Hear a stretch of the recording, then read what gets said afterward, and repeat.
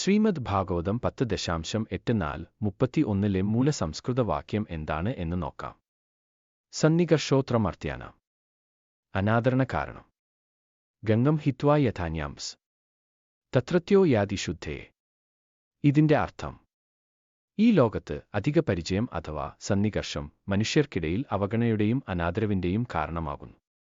ഗംഗാതീരത്ത് താമസിക്കുന്ന ഒരാൾക്ക് ഗംഗാജലം സ്വാഭാവികമായതുകൊണ്ട് അതിന്റെ മഹത്വം മനസ്സിലാകാതെ പോകുന്നു. അവൻ ശുദ്ധിക്കായി മറ്റൊരു നദിയിലേക്കോ കുളത്തിലേക്കോ പോകുന്നു.